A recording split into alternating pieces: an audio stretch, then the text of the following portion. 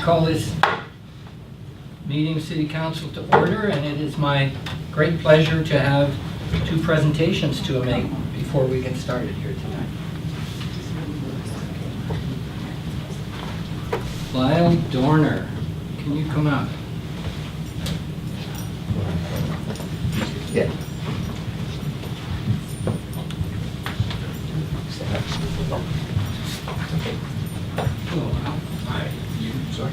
Lyle Dorner joined the Grand Forks Fire Department on March 17, 1988. Over the years, Lyle has been very involved with the department as well as with the Volunteer Association in fundraising events and parades. He has previously worked his way up to captain within the department and now enjoys his position as a rank firefighter, mentoring other firefighters junior to him.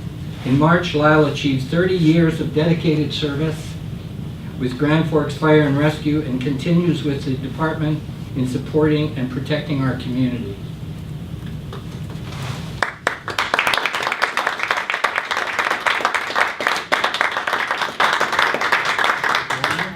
I present you this plaque. Thank you. Medal of recognition for your long service. Thank you. Thank you very much.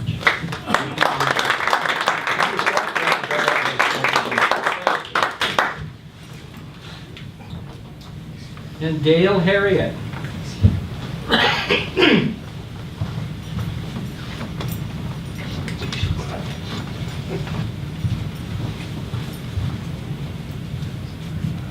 Dale will shake now because your hands will be full. All right. Dale joined Grand Forks Fire and Rescue as a volunteer on May 20th, 1998. In 2003, he became the training officer with the department. In 2007, because of the integration with the Grand Forks Rural Fire Department, a career position of Deputy Fire Chief was formed, and Dale was awarded that position. On the first morning in his role as Deputy Chief, he was rewarded with 2 houses next to each other on fire at the same time. In 2012, after the retirement of Chief McGregor, Dale was promoted to Fire Chief. His inauguration included 2 hotels on fire at the same time as well, within 24 hours of being promoted. Bad luck. In 2018, Dale achieved 20 years of fire service with the Grand Forks Fire and Rescue and continues as our Fire Chief of the department. Dale.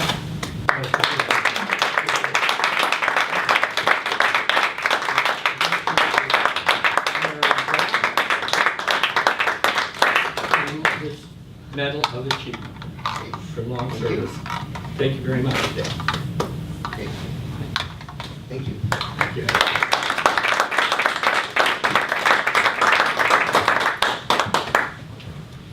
We were just reminded in the regional district meeting of the dangers that firemen face in terms of fumes and various other kinds of carcinogenic materials. So we got to realize the kind of dedication it takes to put in the kind of years that these gentlemen have. Okay. The next item of the agenda is the adoption of the agenda for November 19th. Can I have a motion for that? Councillor Corlick, second Councillor Studley. Okay, it's not rolling off my tongue, I guess. Council adopt the regular meeting agenda as presented. All in favor? Carried. We have minutes from the November 5th inaugural minutes. Recommendation that council accept the minutes as presented of the inaugural meeting. Motion to that effect. Councillor Thompson, Councillor Studley. Any comments or questions on that? All those in favor? Thank you. We have no petition, unfinished business, and down to written reports of council. I know that Councillor Corlick put a written report in. I would like to also encourage councillors that are working on projects to use this as an opportunity to kind of update us on what they're doing on various project areas. So, having said that, I'll go around the table and ask if there's things that councillors would like to say. Councillor Zelinski first, I think. I've been involved in a few things, and I will be preparing a report for the next regular meeting of council. And Councillor Moslin? Yes, thank you, Mayor. Same with me. I will try to have a written report for council. I just want, though, one shout out to the Trail Society, who just this past week completed an important project using gas tax funds from our regional director, and was able to resurface a large part of the North Fork Trans-Canada Trail. That's Shout out excellent. to them. And so the point being with something like this, if you want it in the minutes and you want it recorded, give it in writing, because we're not going to guarantee that you're going to get into the minutes giving a verbal report, but that's a very important thing that you've accomplished. Thank you. Councillor Corlick, you made a written report. Do you have any further comments? Just regarding the Boundary Country Regional Chamber of Commerce, how it's changed, and they've formed as the new direction they're taking in the next year. So it's going to be an interesting and exciting start to the new year. Thank you. Councillor Krog? Not at this time. Okay, can I have a motion to accept the written and verbal reports of council? Okay, oh, I missed that. Oh. How did we do that? I thought we went from this side. I'm short. You went up this week. That's terrible. I attended a meeting that was up there at Gallery. That went very well. Good response, it sounded like. That's pretty much it at this period. There's definitely some stuff that's going to be happening in the next little while, so next time there should be a bit more in-depth report. Great, thank you, Zach. And Zach, you make the motion to accept the written and verbal reports of council. And the seconder, Councillor Corlick, all those in favor. I have a quick verbal update on the local travel and remuneration I wanted to bring forward for discussion. As you know, because of tax changes, it looks like the 2% that was given in terms of an increase was the cost of living, but the government has knocked back the remuneration considerably up to larger percentages for some areas depending on your earning levels. But I would like to recommend that we refer this back to our financial office for further report on this. It's happening all over. All of the small municipalities are all adjusting and talking to each other about what they're doing with this. So I think, in fairness to council, we shouldn't be working for less than what council received over the last 4 years, and it would appear that we're headed that direction unless we correct that. And so I leave that to the finance department to really take a closer look at that and report back. Is that an acceptable approach to that? Yes, that is because the 1/3 is no longer non-taxable, and our full stipend is going to be subject to income tax. Right, and some of those things I consider to be work-related. The other thing is the recognition of in-town travel, which we really have not. When you go out of town, you charge mileage. When you're in town, you're driving on your own hook. And I think with the expectations I have and the activity levels that I expect people will be into, that we need to have some recognition of that in-town travel cost to you as councillors. Do we need a motion to refer this back, or is it going to be done as reference? I think, Your Worship, that we can pop that into our e-scribe and we can have that just referenced out, and staff can bring back a report to Right. give some recommendations. And we'll be dealing with this in an open, regular council meeting Of in course. future. Yeah.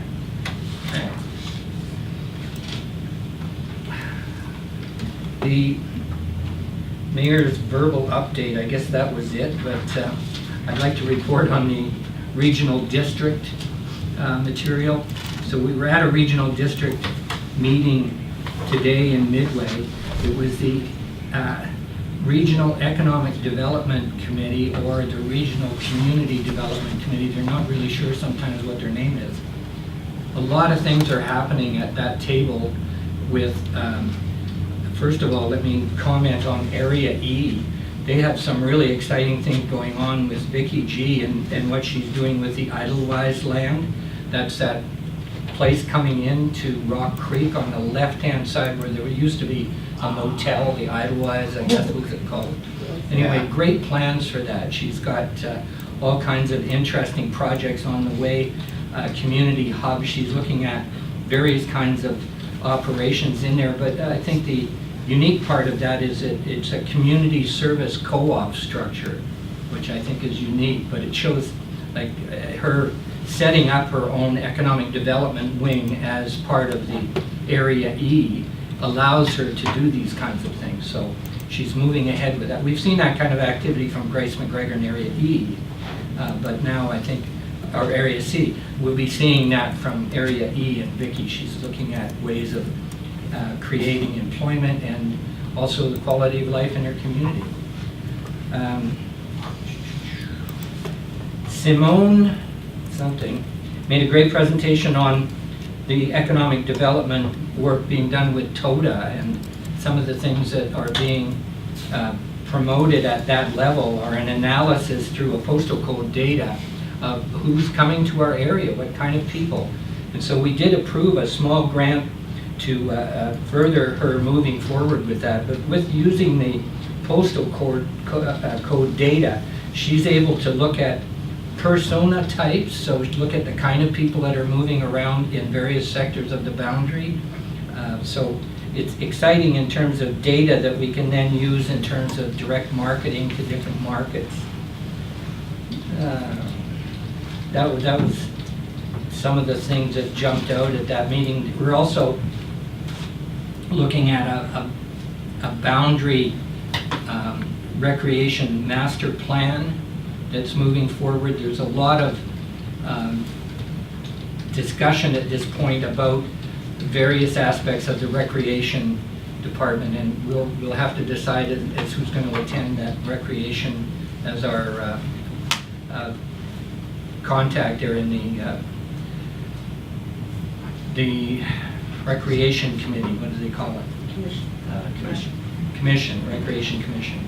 Yeah, I think it's important that we go down there and understand some of the implications of some of the work plans that are proposing some very, what appears to be necessary changes within the recreation department. So improvements in the arena, the pool, recreation services in general, and we need to keep tabs on that, as there could well be some significant increases to us to absorb from raising funds to do some of the renovations at the pool in particular. Looks like that would be the first one that we're going to have to take a serious look at.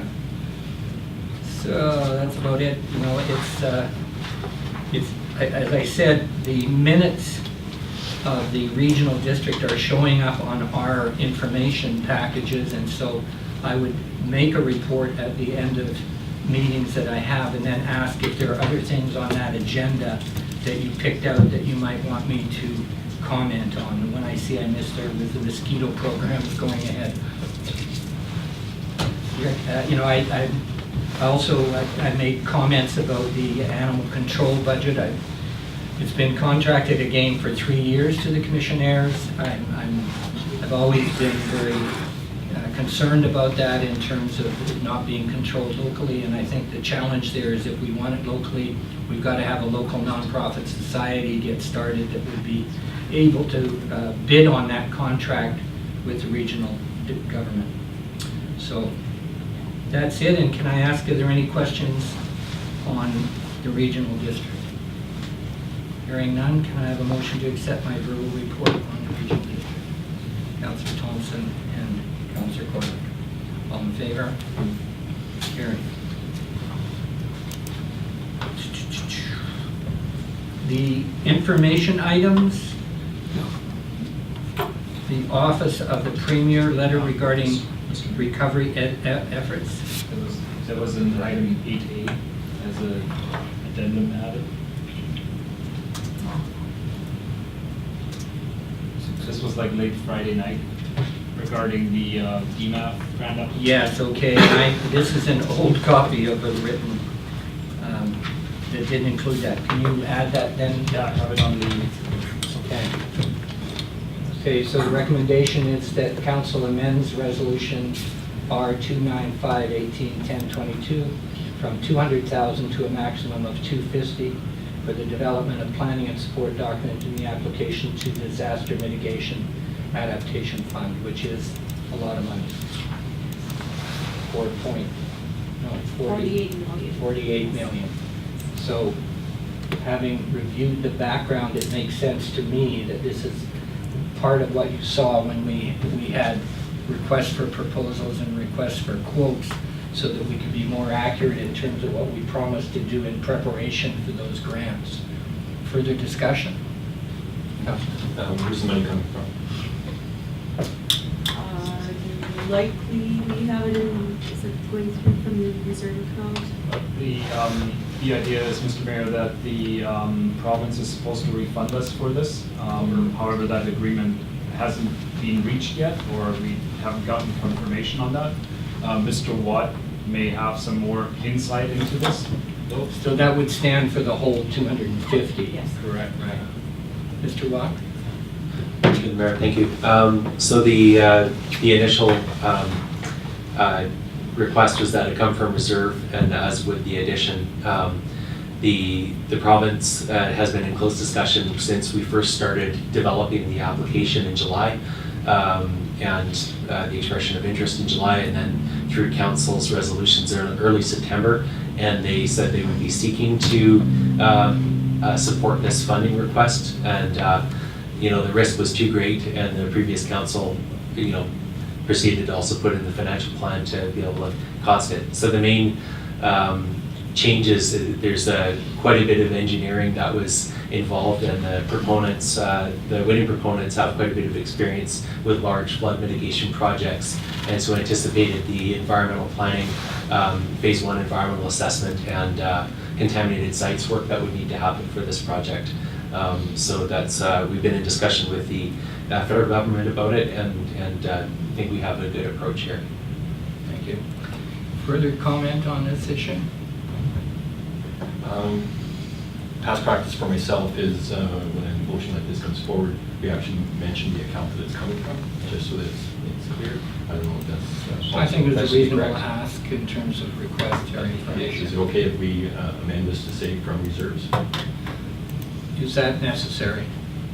The previous motion spoke towards including this in the financial plan, whichever way our CFO needs to include it, because it's probably an in and out. It may not be from reserve. Exactly, so we had it in the previous motion. This was simply to amend the amount originally proposed. Right. Can you accept that? Yeah, the bottom line is we don't know where the money's coming from. Well, it was stated in the early statement of the 200,000. Well, we stated that the financial plan would be adapted to, based on wherever the funding comes from and where it's Right, going to it go out would of. come from budget, so they had some freedom to take it from whatever pocket was necessary. Councillor Yes, it would still come back to council when the bylaw is Financial plan. amended. So, and then our CFO could speak to it then, yeah. Okay, further discussion on that matter? All those in favor? We need to move Is the motion not on the floor? No. I'll make a motion. Councillor Zelinski makes a motion, seconded by Councillor Thompson. All those in favor? Carried. Okay, so now we're moving on to the Office of the Premier letter regarding recovery efforts of the flood. Receive for information. A motion to receive. Councillor Zelinski, Councillor Corlick. Questions on that? It's been covered fairly extensively. It's a helping hand from the minister to help us through some difficult doors that we need to keep open for us at this point. And I think we're appreciative of his attention to this and assignment of this person to be our helper. Councillor Thompson. Thank you, Your Worship. I think this is as a direct result of the visit that you and former Councillor Ross, Graham Watt, and Rolly Russell made to Victoria. And I would like to express thanks to all of you for a job very, very well done. This is something that we in our community really need. So thank you. So we have a motion on the table already to receive this information. All those in favor? Carried. And my pleasure to pass things over to Graham Watt for an update on recovery. Mr. Watt. Thank you, Mayor Taylor.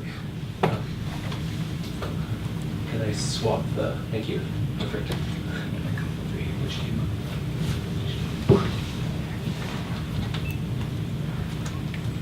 Perfect.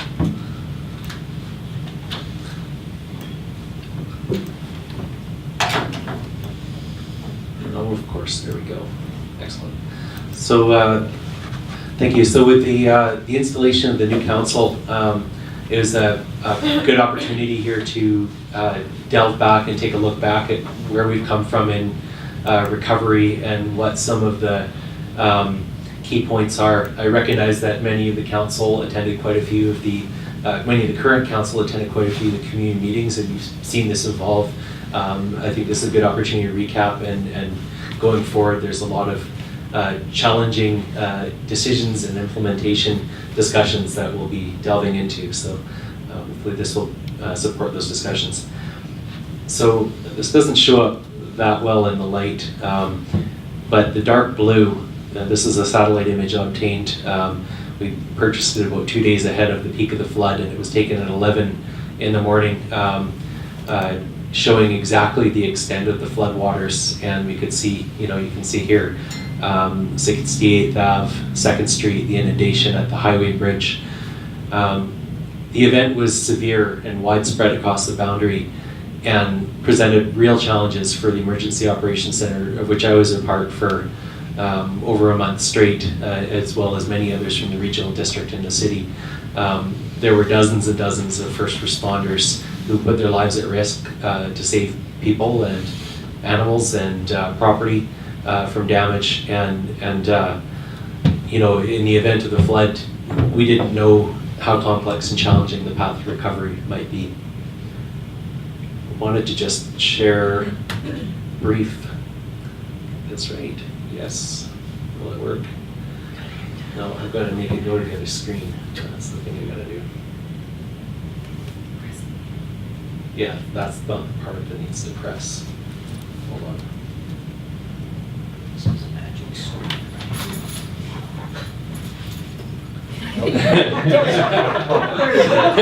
Oh, I killed it. This is what we got. Hi. There. So this is drone footage taken by Urban Systems. They came down. They actually had come into the community 3 days ahead of the flood to kick off our floodplain mapping program, and they got the chance to do it in real time that week. So the context of the flood is that we knew from the 2017 floods that there was real danger in the city, and they didn't have good data on it. The council and the Department of Planning and Engineering and the operations together applied for 2 grants to start floodplain mapping and hazard assessment work. And then we got a flood greater than the flood of record that showed us what happens to this community during a flood.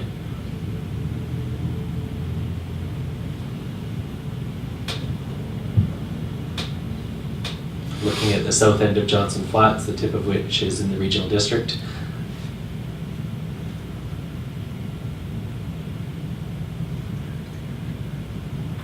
There's the airport in the background. And the river, as it turned the corner, basically created a river that ran down 12th Street. South Rockall sustained major damage, even though the floodwaters only came in by about 6 inches over around 9th Street near where the bridge is, or sorry, the beach is. They went into the low-lying areas, which were several feet underwater for weeks as the water had nowhere to go. As the water flowed out of South Rockall, it punched a hole in the pathway from the Darrell Creed Memorial Bridge and worked its way back out to the river. During the flood, also on your right, the river did what was called an avulsion. It jumped about 11 to 15 meters inland from where it was. And so that South Ruckle bank, we're working to prevent further erosion inland in the coming freshet. We just applied for the funding for that. There you can see the low-lying area, the old oxbow.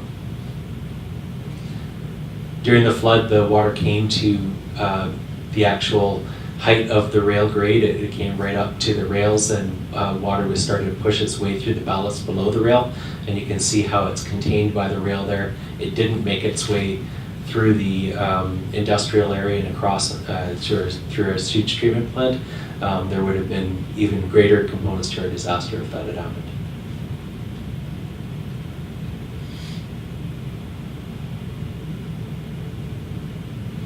One of the greatest concerns from residents during the flood was sewer backup in South Ruckle, where there's septic systems, and in North Ruckle, where the industrial lift station failed during the flood. There was definitely sewer backup into homes, and in addition, the city had to bypass the sewer, and sewage was pumped directly to the river so that because it couldn't go to the wastewater treatment plant.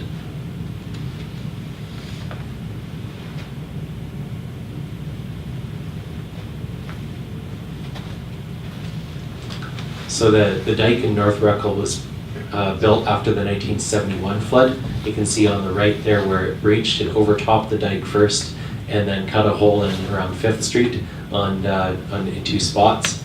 And then as it worked its way across the Rockwell plant, punched a hole in the way out and out to the Kettle River downstream of the industrial bridge.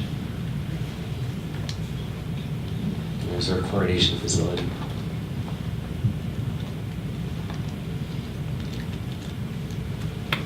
One of the enduring challenges in recovery you'll hear a little bit more about, and one of the big topics for Grand Forks is the economic recovery. With, as of a couple of weeks ago, I don't have the current stats as of today, but there's 12 businesses that are still closed, 25 businesses that are either permanently or temporarily relocated, so a total disruption still in the fall of 37 businesses.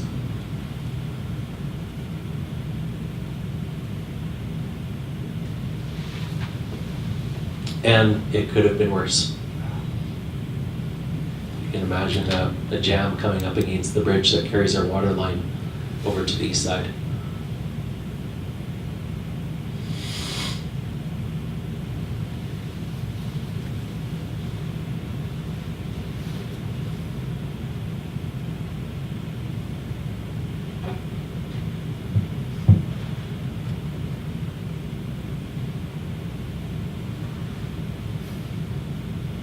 So on the left, Riverside and Johnny's still remain closed, and they have real questions about how it goes forward. So we'll get into some of the details here. Thank you. This one.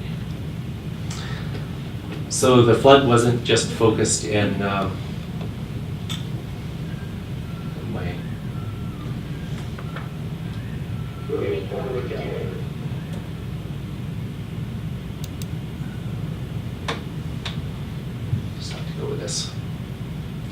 So the flood wasn't just concentrated in the city of Grand Forks. Of course, this is from the rapid damage assessment that shows that there were flood impacts out in the West Kettle, up the Christian Valley, around Rock Creek, even in Greenwood, and then up the North Fork and extensively at Christina Lake. The green are rapid damage assessments where there was minimal damage to any structures or no damage to structures, but potentially site damage. And yellow is where there was some concerns that would need to be alleviated before re-inhabiting the homes, and red was where there was serious damage, and most of that was concentrated in Grand Forks. Over 400 homes got moderate to severe damage. At this point, there's still 41 homes that appear abandoned, and there's been 4 demolitions so far. So in transitioning from the response, which was heavy, it was a really tough time, we immediately had to start thinking in the Emergency Operations Center about how to get people back in their homes, rescinding evacuation orders, undertaking the rapid damage assessment with 47 first responders and locals involved in a quick 15 assessment, kind of outdoor assessment of homes to see if they could be safely re-inhabited. And then the early recovery planning. There's considerable discussion about how to make it happen. There's no flood recovery framework in BC, and it wasn't part of the emergency management plan to have in-depth recovery planning other than emergency social services and those first steps that come in following a major disaster. So the flood recovery team, working with many stakeholders in the provincial government, developed a housing impact and gap assessment and interviewed every single one of the people who were out of their homes due to evacuations and for those who had lost homes during the flood. There was the BC Economic Development Association worked with Boundary Community Features, or Community Features Boundary, to do economic impact assessments early in June. And based on what was seen, the city requested, or so the flood recovery team requested case managers to support individuals and businesses in developing their own recovery plan. Unfortunately, that request wasn't able to be met by the provincial government until just recently, so we're trying to play catch up at this point. A lot of work was done initially for removing the temporary flood protection works, everything from tiger dams to sandbags around infrastructure. The city itself and various Midway and Greenwood had to work through disaster financial assistance as well as many insurance claims, and the environmental assessment on environmental damages was underway fairly quickly as well. So work through the bouncy castle pretty quickly here. There's the recovery organization that was developed is kind of a new approach that sees local service organizations work in partnership with the municipalities and local governments to develop the recovery plan and implement it as they go. So quite often a recovery consultant will come in from the outside and do a very large and expensive plan and still not necessarily build the capacity to carry it out.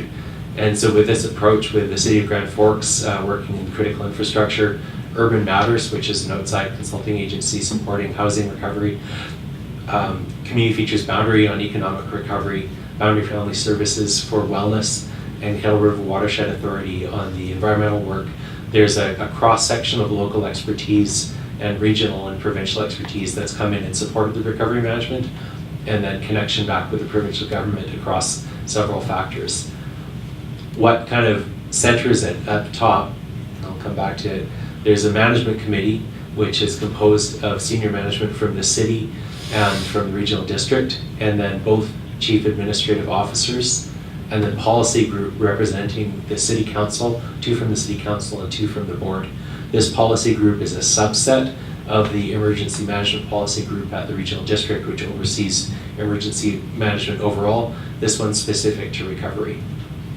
So in the policy group, there's Mayor Taylor and Councillor Krog in there, as well as Director Rolly Russell and Director Grace McGregor, also in their capacity, more in their capacities as directors than chair and vice chair.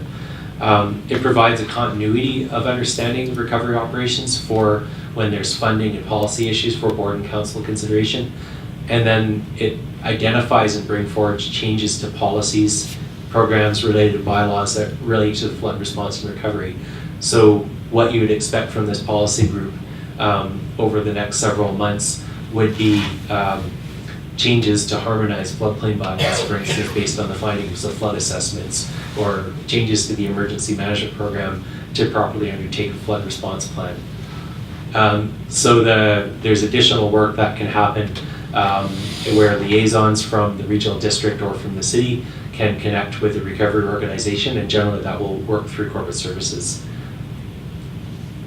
So the management team, there's the senior staff that I spoke about, and really that's the guidance and oversight, and that's where the decisions are made whether a funding approval goes through the city in the case of the Disaster Mitigation and Adaptation Fund, or through the regional district where the bulk of our recovery funding goes. It's been actually a fascinating journey, and I think a little bit at the beginning some uncertainty about how it would actually roll out, but now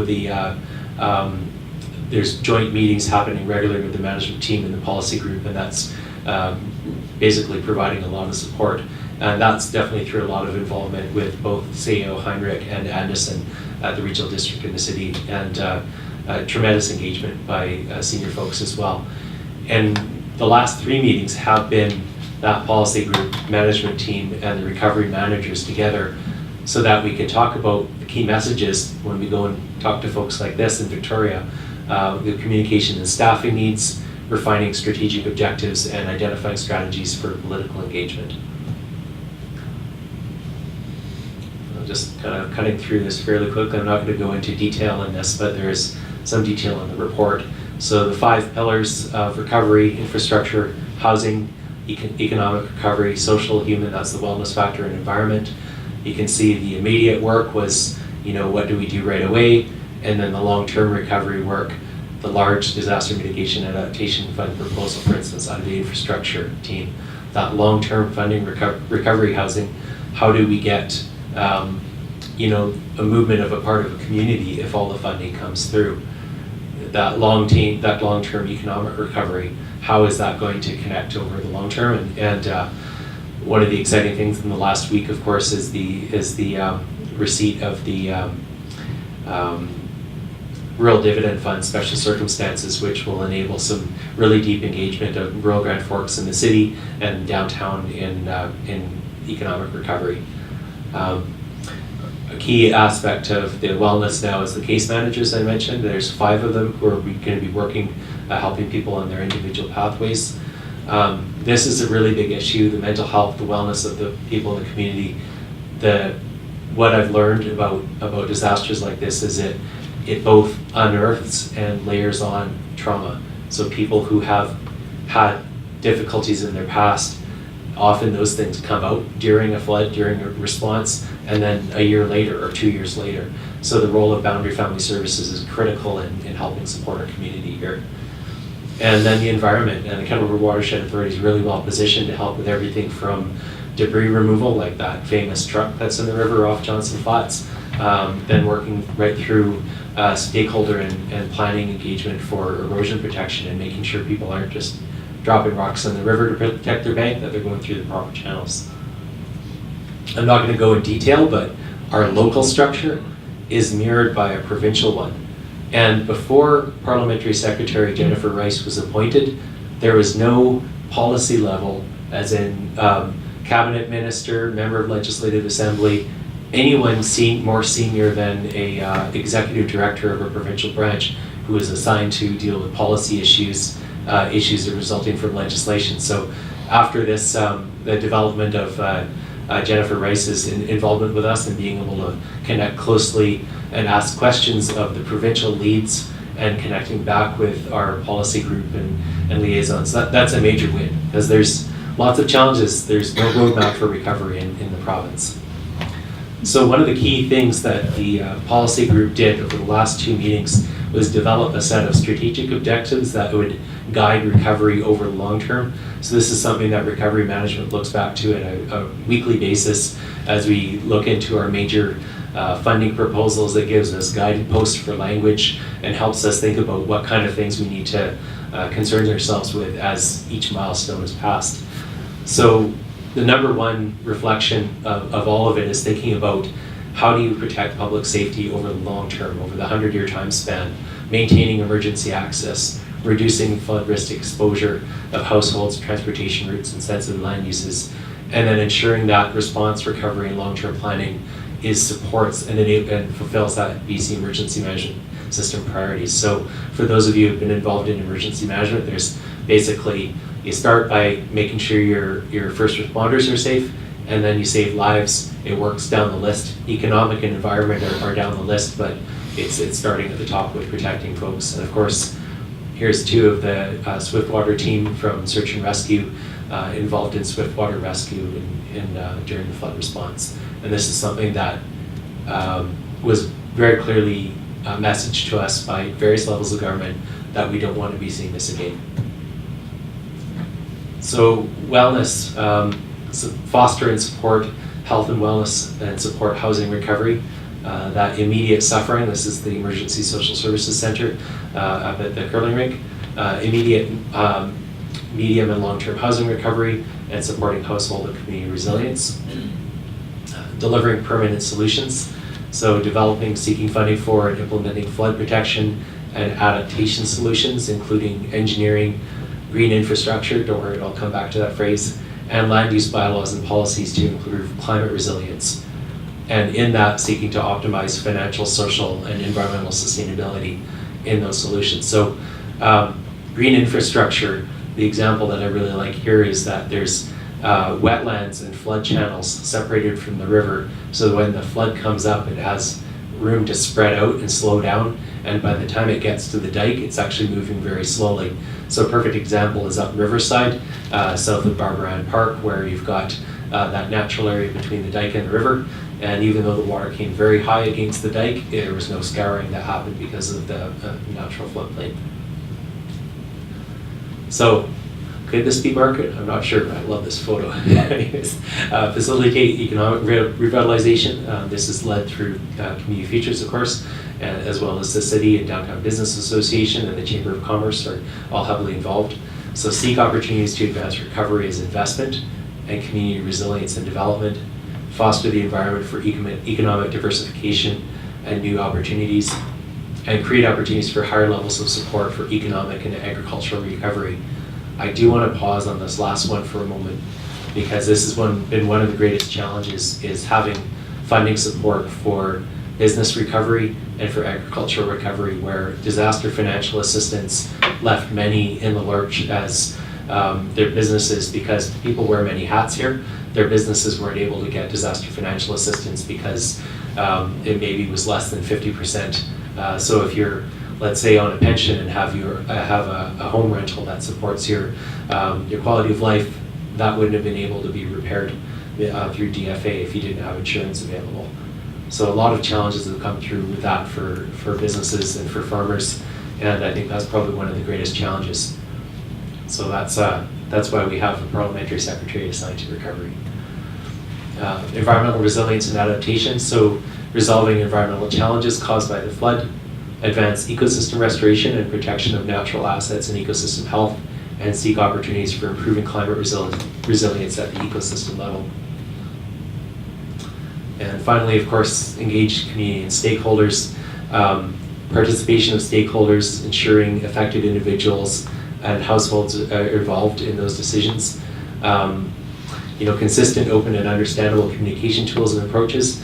That's a challenge with the staffing level that we have, and we're seeking some more resources to help with it, but I believe you'll be seeing some more developed communications as we go forward and sort some things out here. And then continuing and strengthening collaboration among local and senior governments. And finally, equitable, fair, and reasonable decisions. So these are the guideposts that really make sure that we both track the individual stories of recovery and make sure we help connect people with resources that are available, and then also work, during the emergency phase, the purchasing policy quite often goes out the window, but as you start getting further into recovery, making sure that fiscal accountability and responsibility is ensuring efficient solutions over the long term. And then advocate for clarity of senior government decision-making processes with recognition of local needs. This is a partnership between the local governments and the provincial government, and if successful funding comes through the federal government. And we need to know at the local level how our requests are processed, and there needs to be clarity going back and forth on both sides. So that's been a sticking point as well as we've worked through the recovery planning. So I'm just finishing with an example of a project that kind of encapsulates all of these approaches. This is the $48.3 million joint federal-provincial partnership funding, of which the city's contributing a small part. There's engineered solutions including dikes, elevated roadways, and improved stormwater removal. One of the big outcomes in here is the use of setback dikes and wetlands in the floodplain. And that's part of the disaster mitigation and adaptation fund, is to use green infrastructure to have permanent benefit from changes in land use after disasters, so that you're not continually going back and having to bail out again and again. And then the land acquisition, what's been colloquially call the buyout, this idea that we'll need to acquire land both for the flood protection works and for the green infrastructure. How do you also reinvest in the community so that there's a transition for people who have to move neighborhoods? So there's a transition for that sense of community. How do you reinvest? And the province is very deeply involved in that discussion with us, and we're looking for their help in the policy development because ultimately their buy-in will be needed for funding it. So in preparation for the January 11th application deadline, we've undertaken two major significant pieces. One is the preliminary engineering, the costing, and environmental and archaeological overview assessments. These things will make sure that we don't hit major roadblocks or detours that delay construction progress once we get into it.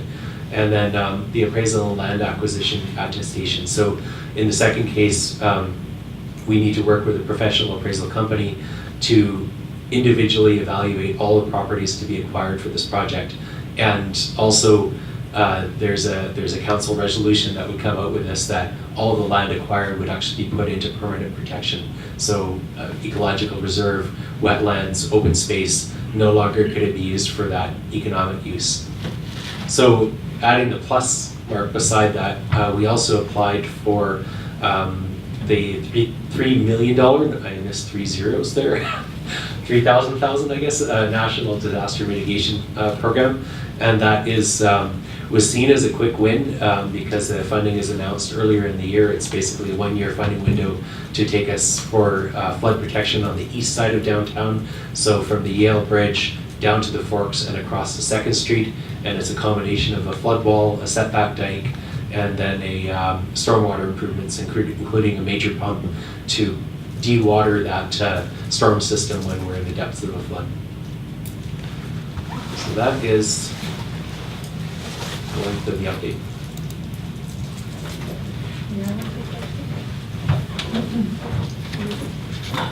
Are you ready for questions?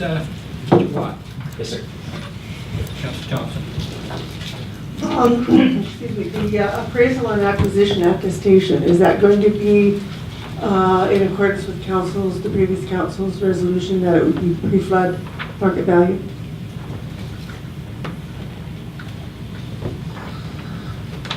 Through the mayor, it's an excellent question. We asked in the expression of interest for two things. One, a pre-flood value, as that discussion at the end of July had been identified in those workshops, as well as the elevation of homes.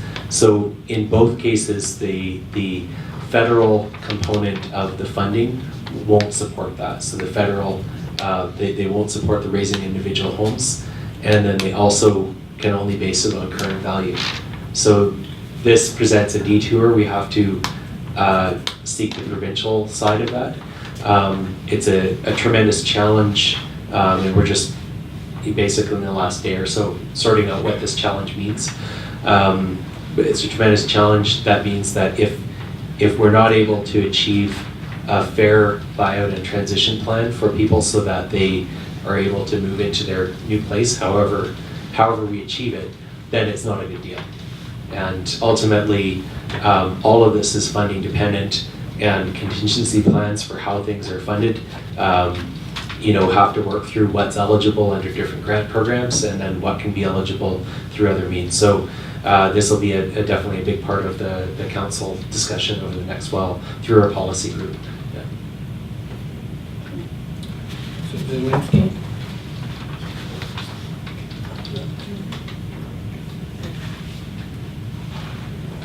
Thank you, Mr. Mayor. Two questions. First of all, in what we've seen here, where do the houses going up to Granby that were flooded, where do they fit into some of the schemes?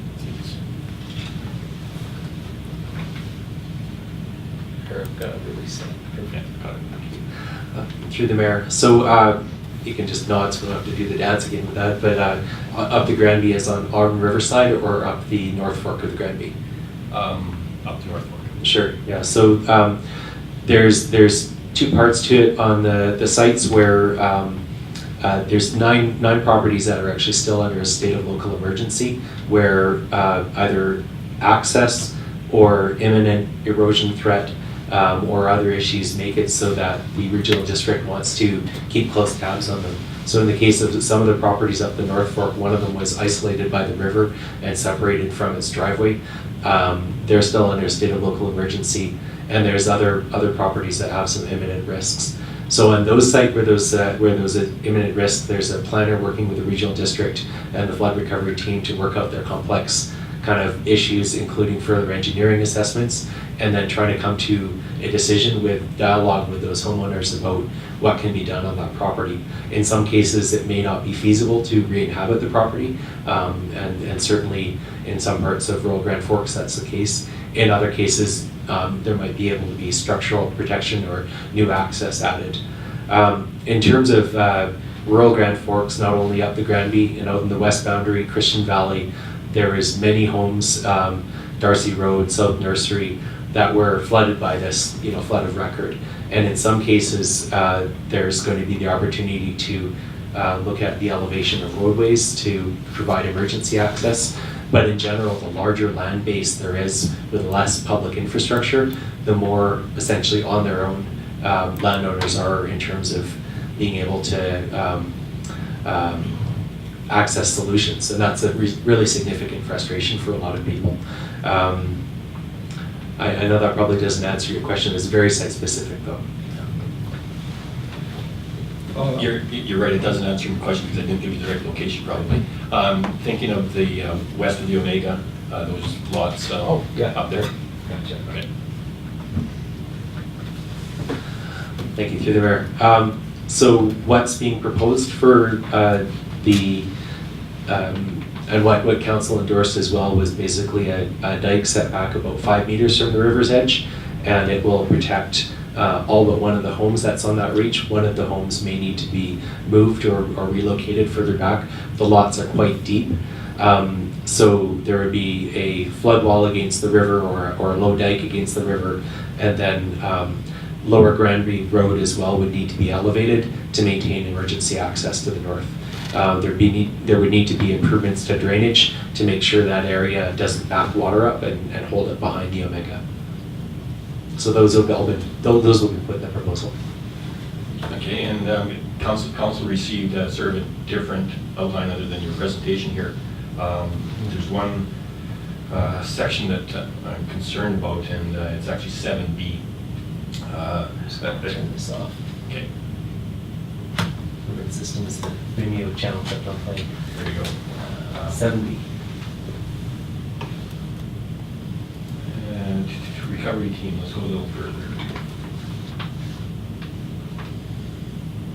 Structure, yeah, keep going, yeah, you got it there. Okay.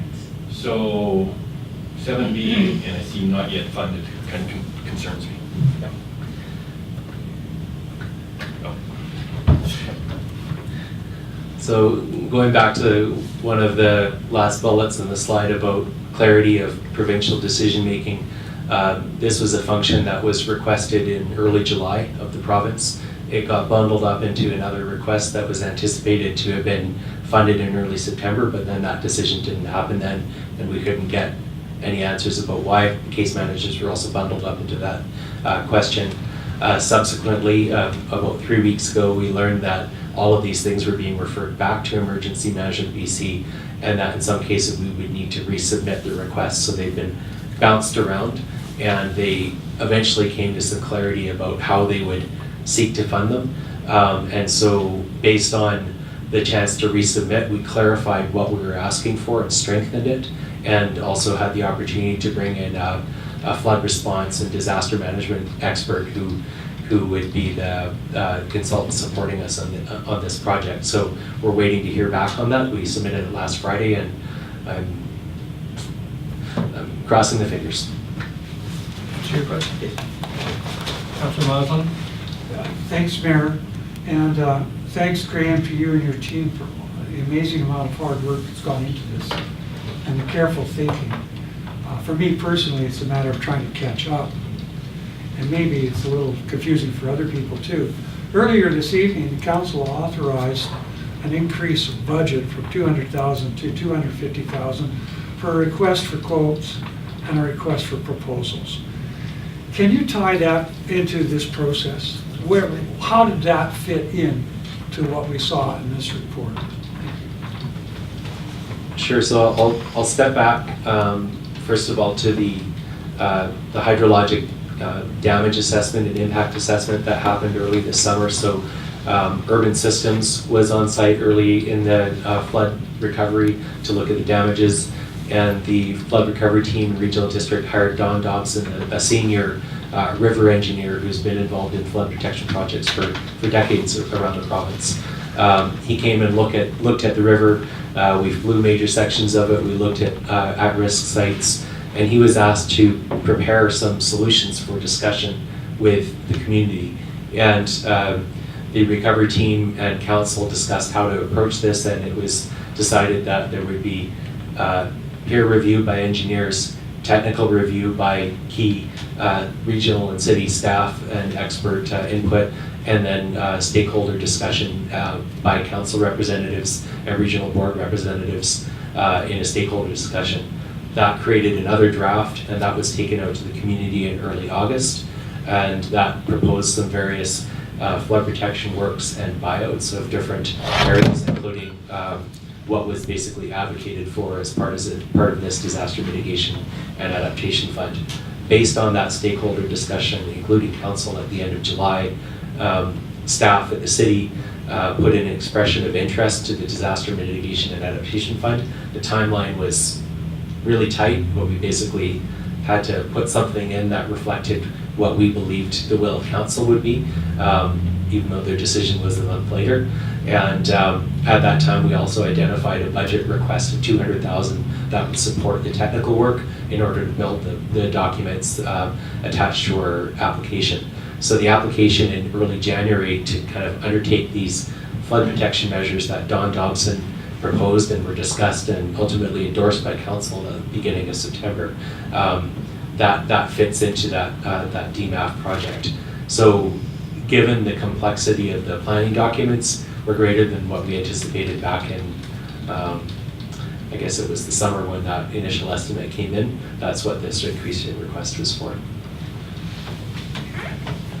And You've got to put when, it on. I don't know how to do that.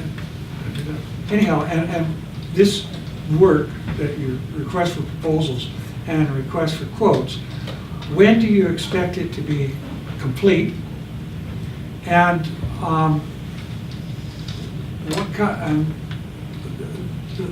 what kind of information is it going to give you? Is it just going to give you dollars and cents on disaster mitigation, that is flood protection?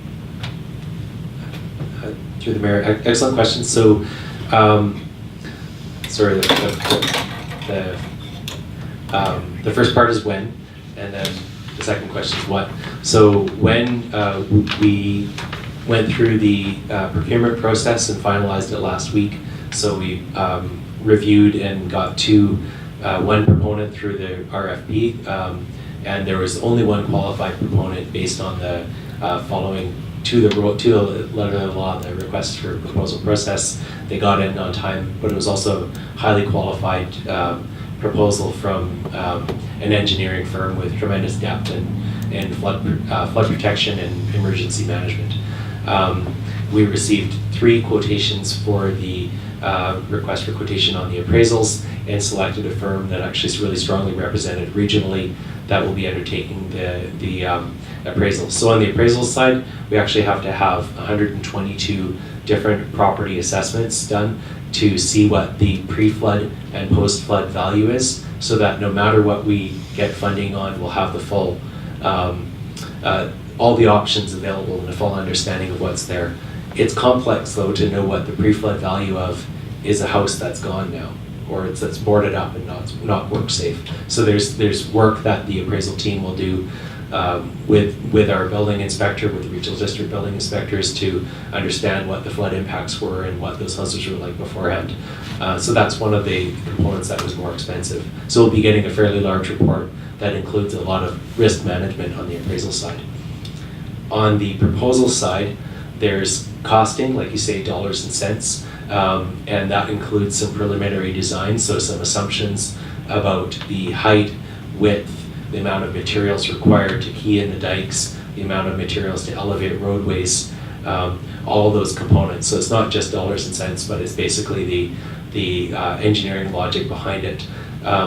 In the best of all worlds, we would already have a flood model ready for us, but some of the data acquisition from the province and the urban systems wasn't completed until last week, so we won't have that model to test these assumptions, but still we'll be able to have a really detailed assessment of all the flood mitigation options tested against the concept of this flood as the flood of record and the 1948 flood, which was in the 1991 floodplain map. So we'll have a good understanding of the flows that were developed in there.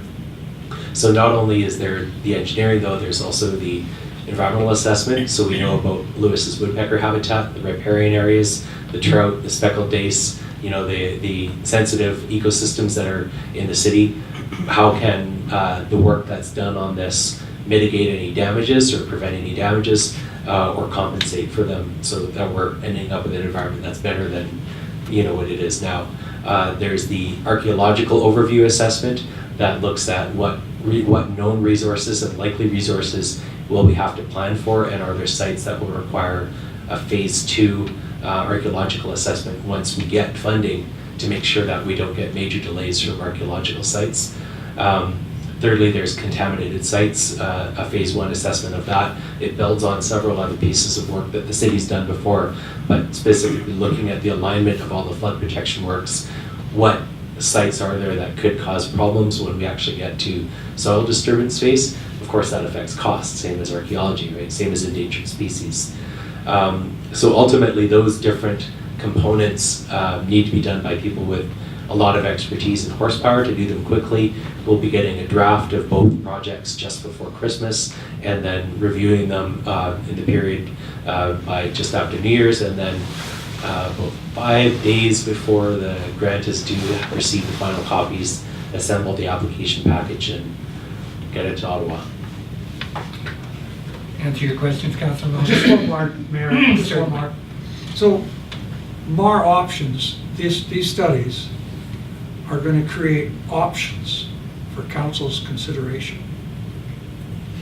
Then are we into a locked-in position here?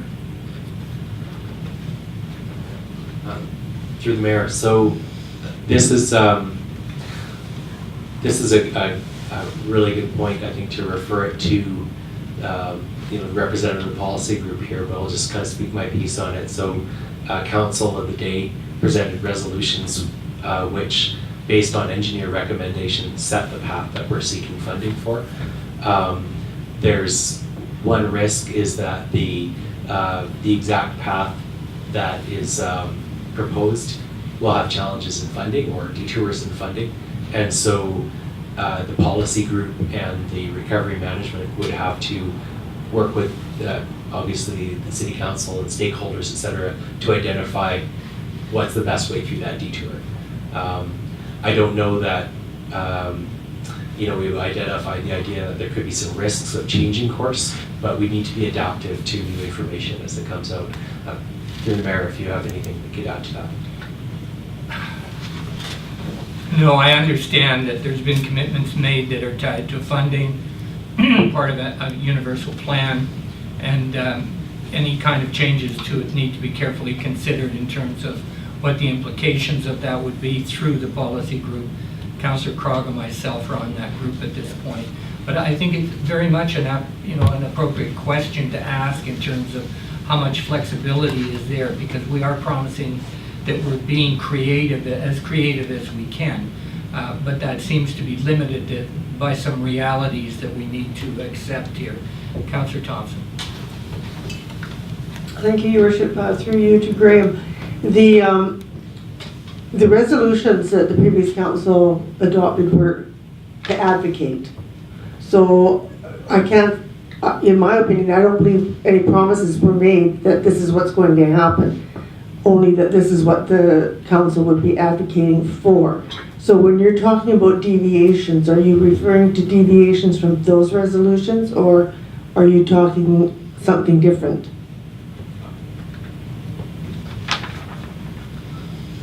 Through the mayor, thank you.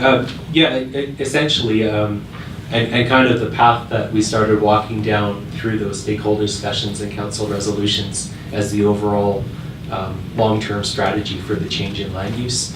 And so, I don't know if deviations is the right word so much as detours, because the ultimate goal would still remain the same as how to have, you know, the resilient floodplain and economic recovery and all those other aspects. But how we get there might be challenging. And so that's where the continued engagement with the policy group and council and community stakeholders is required to figure out how we get over those hurdles.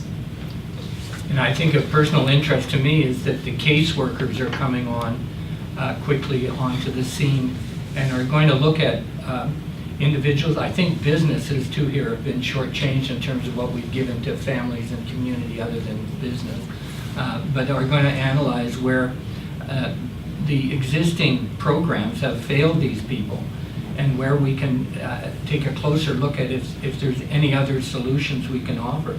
So I think on the human side of it, the flexibility to me is going to be attempting to at least understand and address those people who are not fitting into the current funding for any kind of recovery. Mr. Lott. Further questions? Councilor Zazinski. Thank you, Mr. Mayor.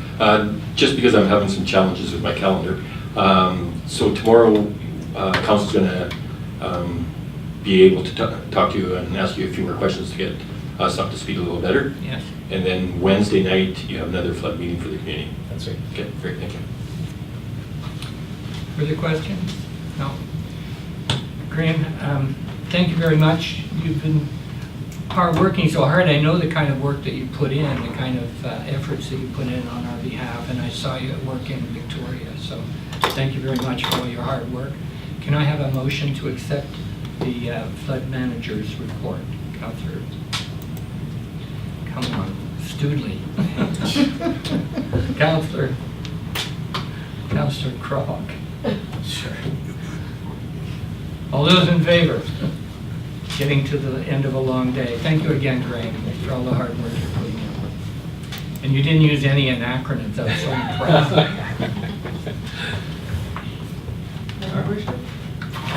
Yeah, I just wanted to say that tomorrow's a workshop for council. It's not a public. There will be some regional district people there as well. Yeah, but it's not open to the public to come and participate, so. No bylaws, 8 items, and we are down to questions from the media and the public. Any questions from the media or the gallery? It's been so clear tonight, you don't need to clarify anything. I just had one question about the Mr. Hanson. Tiger Dam support or tie-down bolts and the paving of the city streets. Like, I think a few people kind of wondered why you had to repave the streets to get those bolts out. Like, Right, and I was part of a group that came forward and asked those questions, and they were explained the week after in the newspaper. oh, sorry. But in fact, the removal of the bolts resulted in damage to the base of the road, and so there was no sealing up those holes in any effective manner, and so they had to cut a swatch to fill in, and that meant an even wider swatch because they had them on both sides, so it looks like a mini highway going down and around and up 2nd Street. But I believe it was completely necessary after hearing the explanations from staff on why that had to be done. And I think the concern here is that we should have told people a bit earlier about that and reason behind it, because it didn't seem obvious to people looking at it, right? Thank you. I guess I Thank you, Mr. missed it Hanson. in the paper. Further questions? Hearing none, motion to adjourn? Councillor Crop. Motion to adjourn. We have to second and vote, I believe, on this, at this meeting. I'll second it. Okay. All those in favor?